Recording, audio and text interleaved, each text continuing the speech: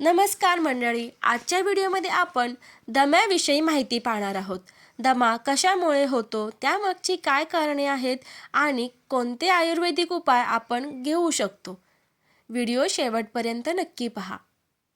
दमा अस्थमा हा अनेक घटकांमुळे होतो, ज्यात आनुवंशिकता, ॲलर्जीज जसे की धूळ, परागकण, पाळीव प्राणी, वायू प्रदूषण, धूर, थंड हवा, व्यायाम, तणाव आणि श्वसन संक्रमण जसे की सर्दी, फ्लू यांचा समावेश होतो, ज्यामुळे वायुमार्ग अरुंद होतात, सूज येते आणि श्वास घेण्यास त्रास होतो.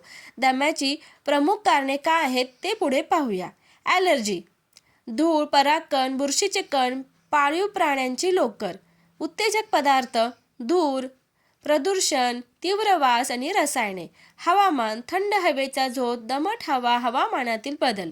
शारीरिक क्रिया: तीव्र व्यायाम आणि धावणे. भावनिक घटक: तणाव, खूप हसणे, खूप रडणे, ओरडणे. आरोग्य समस्या: श्वसन संक्रमण, सर्दी, फ्लू आणि पोटातील आम्ल वर येणे. औषधे: काही विशिष्ट औषधे दम्याला चालना देऊ शकतात. दमा दोष आणि त्यावरचे आयुर्वेदिक उपाय आपण पाहूया. आयुर्वेदानुसार दमा हा मुख्यत्वे कफ आणि वात दोषांच्या असंतुलनामुळे होतो. आयुर्वेदात याला श्वासरोग असे म्हणतात. हे उपाय श्वसन मार्गातील अडथळा दूर करण्यास आणि फुफ्फुसांची कार्यक्षमता वाढवण्यास मदत करतात. खालील काही प्रभावी आयुर्वेदिक उपाय आहेत ते आपण पाहणार आहोत. आले आणि मध, जिंजर अँड हनी. आले हे नैसर्गिकरित्या सूज कमी करणारे म्हणजे अँटी इन्फ्लमेटरी आहे. ते कसे घ्यावे तर 1 चमचा आल्याचा रस आणि 1 चमचा मध एकत्र करून दिवसातून 2-3 वेळा घ्या. यामुळे श्वसननलिकेतील कफ पातळ होऊन बाहेर पडण्यास मदत होते. 2. हळद, टर्मरिक. हळदीमध्ये कर्करोधी आणि अँटीबॅक्टेरियल गुणधर्म असतात. ते कसे घ्यावे तर रात्री झोपताना 1 ग्लास कोमट दुधात अर्धा चमचा हळद टाकून प्या.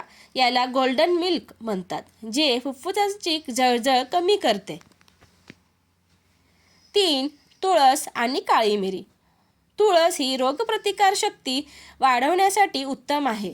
त्याचा काढा कसा करायचा तर 5 ते 6 तुळशीची पाने, 2 काळी मिरी आणि थोडे आले पाण्यात उकळून काढा तयार करा. हा काढा कोमट असताना प्यायल्याने छातीतील कफ मोकळा होतो. ज्येष्ठ मध, लिकोरिस. ज्येष्ठ मध श्वसन मार्गातील कोरडेपणा आणि खाज कमी करण्यासाठी गुणकारी आहे. कसे घ्यावे तर ज्येष्ठ मधाचा छोटा तुकडा तोंडात ठेवून त्याचा रस चोखल्याने किंवा ज्येष्ठ मधाचे चूर्ण कोमट पाण्यासोबत घेतल्याने खोकल्यात आराम मिळतो. 5. ओव्याची धुरी, अजवाईन स्टीम. उपाय: गरम पाण्यात ओवा टाकून त्याची वाफ घेतल्याने श्वासमार्ग त्वरित मोकळा होण्यास मदत होते. तसेच ओवा गरम करून सुती कापडात बांधून त्याची पोटली करून छातीवर शेक घेतल्यानेही आराम मिळतो. जीवनशैलीतील करायचे बदल.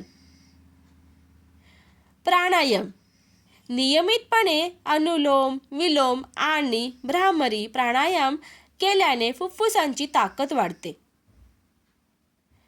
कोमट पाणी. नेहमी कोमट पाणी पिण्याची सवय लावा. यामुळे कफ साचत नाही.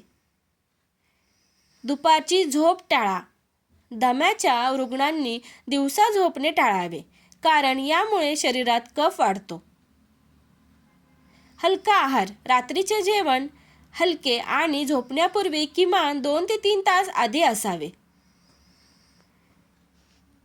सावधानता. जर तुम्हाला दम्याचा तीव्र झटका म्हणजे सिव्हिअर अटॅक आला असेल तर फक्त घरगुती उपायांवर अवलंबून न राहता तातडीने डॉक्टरांची मदत घ्या.